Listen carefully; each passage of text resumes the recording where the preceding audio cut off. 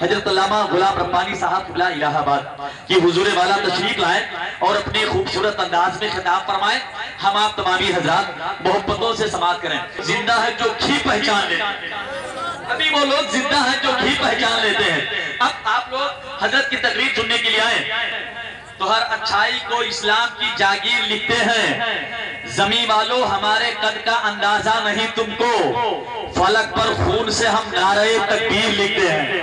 زور سے نعروں کا جواب دیں. نعرہ تکبیر, نعرہ رسالت. لوگوں کے نئے آداب ہیں سیدی. زمانے میں اناؤنسر کی عزت کون کرتا ہے؟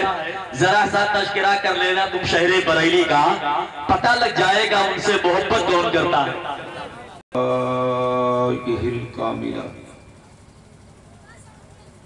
والصلاة على محمد المصطفى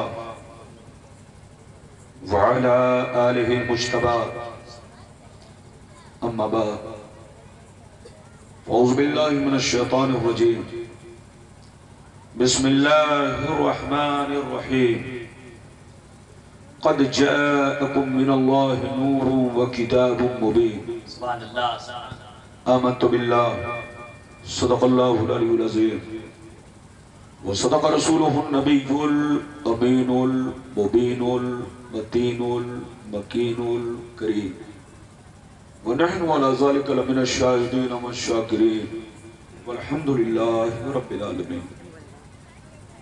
معزز حضرات, یہ آپ حضرات کی محبت ہے. تھوڑا آواز اور صاف کرو بیٹا, چرچراہٹ ہے اس کو ختم کرو. یہ آپ حضرات کی محبت ہے. خصوصیت کے ساتھ ہمارے جناب صابر صاحب کی محبت اور کمیٹی کے جتنے صدر, سیکریٹری, ممبران, سارے بچوں کی محبت اور اس بستی کے تمام نوجوان بزرگوں, نوجوانوں کی محبت اور اس علاقے کے تمام مسلمان بھائیوں کی محبت جو میں آپ کے درمیان حاضر ہوا. ماشاءاللہ مجمع بڑا شاندار, جاندار, بیدار, حساس مجمع ہماری نظروں کے سامنے ہے.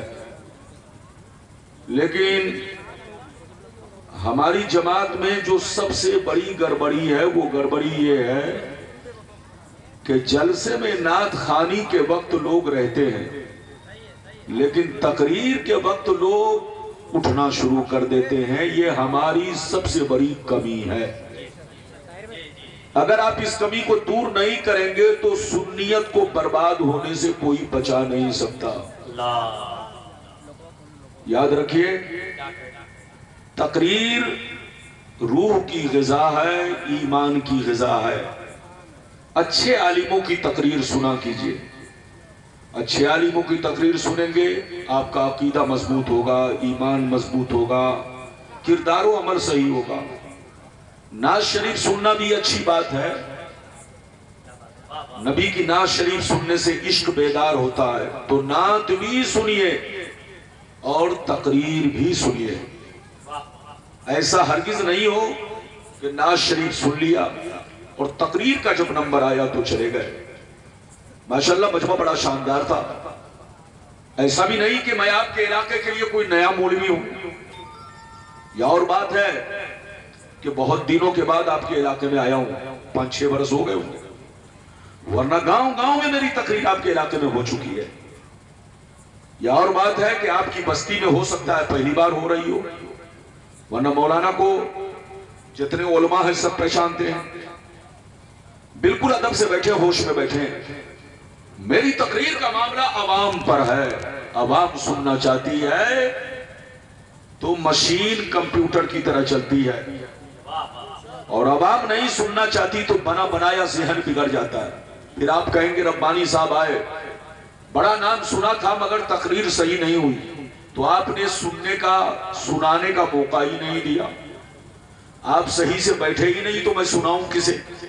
تو بالکل ادب سے بیٹھے, ہوش میں بیٹھے. تقریر کے دوران کوئی اٹھک بیٹھک کرے تو اس کو آپ بازو پکڑ کے ادب سے بیٹھائیں, عزت سے بیٹھائیں تاکہ جلسہ خراب نہ ہو.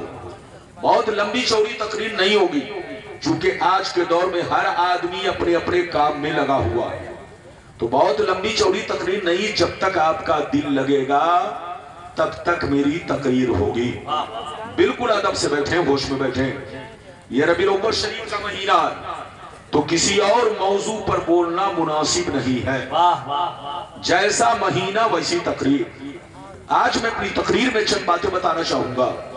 एक बात तो ये बताना चाहूंगा कि अल्लाह ताला ने कुरान में नूर और किताब दोनों का एक साथ जिक्र क्यों किया? इसमें क्या हिकमत है कि किताब का भी जिक्र किया और नूर का, दोनों का एक साथ जिक्र फरमाया? यह हिकमत मैं आप तक पहुंचाने की कोशिश करूंगा। दूसरी बात यह बताना चाहूंगा, अल्लाह ने नबी के नूर को हर चीज से पहले पैदा किया, तो भेजा लास्ट में क्यों? तीसरी बात यह बताना चाहूंगा कि मेरे नबी की पैदाइश भी इसी महीने में हुई और मेरे नबी पर्दा भी इसी महीने में किए। तो कुछ बेईमान लोग कहते हैं कि सुन्नी लोग नबी की आमद की खुशियां तो मनाते हैं, मगर नबी के जाने का, वफात का गम क्यों नहीं मनाते? तो आपका मौलाना वो बातें भी आप तक पहुंचाने की कोशिश करेगा। चौथी बात ये बताना चाहूंगा, नबी के माँ बाप मोमिन हैं या नहीं हैं? कुछ लोग कहते हैं जब कलमा नहीं पढ़े और कलमा पढ़ने का उनको मौका नहीं मिला तो वो मोमिन कैसे हो गए? ये बात भी मैं आप तक पहुंचाने की कोशिश करूंगा।